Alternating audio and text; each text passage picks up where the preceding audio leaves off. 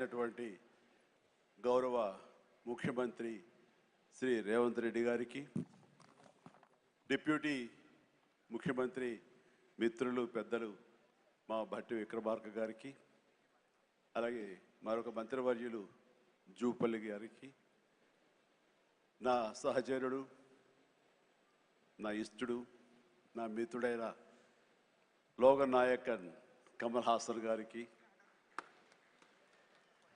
మరో సోదరుడు నాగార్జున గారికి, అలాగే మరొక నాగేశ్వర గారి అవార్డు అందుకోబోతున్న జయసుధ గారికి, అండ్ బెస్ట్ యాక్టర్ సంపాదించే నాగ చైతన్య, అలాగే బెస్ట్ యాక్ట్రెస్ రష్మిక మందన, ఇతర అవార్డు గ్రహీతలందరికీ స్వాగతం పలుకుతున్నాను, అభినందనలు తెలుపుకుంటున్నాను.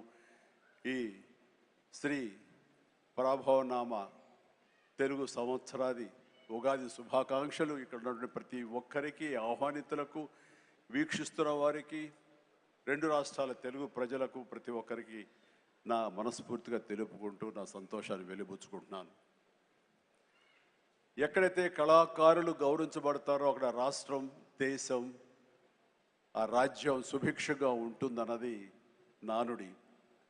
దాన్ని సరిగ్గా అర్థం చేసుకుని ఒక సమయంలో కుంటిబడి ఉన్న, లేకపోతే నెగ్లెక్ట్ కాబడినటువంటి ఇదే ఫిలిం అవార్డ్స్ని ఆ యొక్క నానుడి అర్థం పరమార్థం గ్రహించి గౌరవ ముఖ్యమంత్రి గారు మళ్ళీ పునరుద్ధరించి కళాకారులు గౌరవించుకోవాలి, సినిమా యొక్క ప్రభావం ఎంత ఉంటుంది, దాని ప్రతాపం ఎంత ఉంటుంది, ఎంత ఇంపాక్ట్ ఇస్తుంది అనేది తెలుసుకుని ఎంతమందికి ఉద్యోగ అవకాశాలు ఇస్తాయి, ఎంతమందికి ఉపాధి కల్పిస్తుందనే దాని యొక్క ఆంతర్యం గ్రహించి మళ్ళీ దానికి పునర్జీవనం పోసి ఇదిగో ఈ రోజున ఇంత బాగా సజావుగా సాగడానికి, ఇంత హృదయంగా సాగడానికి, ఇంత అద్భుతంగా సాగడానికి కారణమైన వారికి ప్రత్యేకించిన మనస్ఫూర్తిగా నా ధన్యవాదాలు సభాముఖంగా తెలియజేసుకుంటున్నాను. సార్, మనం కలిసిన ప్రతిసారి మీరు సినిమా గురించి, సినిమా అభివృద్ధి గురించి, సినిమాని ఎలా ముందుకు తీసుకువెళ్ళాలంటూ, ఈ హైదరాబాద్ అనేది నైసర్గిక స్వరూపంగా ఇది అన్ని దేశం మొత్తంకి మధ్యలో ఉంటుంది, అన్ని రకాల అట్మాస్ఫియర్స్ ఉన్నాయి, అన్ని రకాల అంబియన్స్ ఉన్నాయి, అన్ని రకాల ఇన్ఫ్రాస్ట్రక్చర్ ఉంది as for cinema is concern. కాబట్టి ఇక్కడ ఒక తెలుగు సినిమా కాదు, లేదా దక్షిణ భారత సినిమా కాదు, భారతదేశ సినిమా అని ఇక్కడ కేంద్రంగా ఉంచడం, భవిష్యత్తులో ప్రపంచ దేశ సినిమాలను కూడా ఇక్కడ ఆహ్వానించేలాగా మనం అన్ని అభివృద్ధి చేయాలి, దానికి అవసరట్లుగా మేమందరం సమాయుత్తం అయ్యామంటూ దానికి ప్రత్యేకించి ఈ కార్యక్రమాన్ని, ఈ యొక్క దీన్ని బృహత్ కార్యాన్ని భట్టి గారికి అప్పచెప్పారు. వీరందరూ కలిపి ఈ మధ్యకాలంలో గ్లోబల్ సమ్మిట్ జరిగినప్పుడు అందులో కూడా అంతర్భాగంగా ప్రత్యేకించి సినిమాకి వారు అవకాశం కల్పించి, వారిని ఆహ్వానించి, మంచి చెడ్డల గురించి తర్కించి, చర్చించి, దానికి కావలసినటువంటి సదుపాయాలు మీరు ముందుకు రండి, ప్రభుత్వం మీ అండదండలు అందిస్తుంది, ఇది ఈ రోజున పెద్ద ఎత్తున మనం సినిమాకి పెద్దపీట వెయ్యాలి అంటూ వారు ప్రత్యేకించి సినిమాకి ఇస్తున్న ప్రాముఖ్యతకి మనందరం నిజంగా ఆయనకి ఎంతో రుణపడి ఉన్నాము.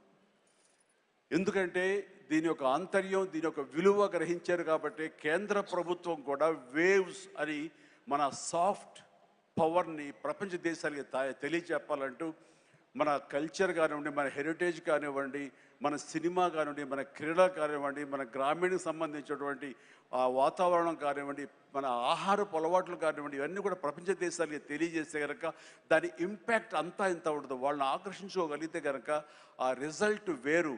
అందుకనే కేంద్ర ప్రభుత్వం కూడా ఈ సాఫ్ట్ పవర్ యొక్క ఇంపాక్ట్ గ్రహించి దీన్ని వేవ్స్ అని మధ్యకాలంలో నన్ను కూడా అందులో భాగస్వామ్యం చేస్తారు, కమల్ హాసన్ గారి వీళ్ళందరినీ కూడా దాన్ని చూశారు. ఎందుకంటే వాళ్ళందరూ దాన్ని చవి చూశారు. కే పాప్ అని ఒక కొరియాకు సంబంధించి, దక్షిణ కొరియాకు సంబంధించినటువంటి ఒక కే పాప్ కానీ, కే సినిమా కానీ, అలాగే జపాన్కి సంబంధించిన యానిమే కానీ, ఇవన్నీ కూడా వాళ్ళ యొక్క కంట్రీ ఎకానమీని ఇంపాక్ట్ చేసి దానికి ఎంతో తోడ్పాటు అందించింది, వాళ్ళ జీడిపి పెరిగింది. కాబట్టి ఇది చాలా తేలిగ్గా సినిమా కదా, ఏముందిలే ఇందులో అనేలాగా తేలిగ్గా తీసుకోకుండా దీని యొక్క ప్రభావంతో మన రాష్ట్ర ఎకానమీ కూడా పెంచుకోవచ్చు. ఈ రోజున మన పేరు ప్రఖ్యాతులు కూడా తీసుకోవచ్చు. ఎక్కడైనా సరే ఇప్పుడు హాలీవుడ్ అంటే మనం ఒక అగ్రరాజ్యం గుర్తుకొస్తుంది, అలాగే ఇండియన్ సినిమా అంటే ఈ రోజున హైదరాబాద్, తెలంగాణ గుర్తుకు రావాలన్న ముఖ్య ఉద్దేశంతో మన ముఖ్యమంత్రిగా చేపట్టే బృహత్ కార్యక్రమానికి మనందరం చేదోడుగా ఉంటామని, ఇండస్ట్రీ మీ వైపు ఉంటుందని మనస్ఫూర్తిగా ఈ సందర్భంగా నేను తెలియజేస్తూ, మీరు ఎలాంటి ఆర్డర్స్ ఇచ్చినా సరే శిరసా వహిస్తూ ముందుకు తీసుకువెళ్తామని సందర్భంగా మీకు తెలియజేస్తాను సార్.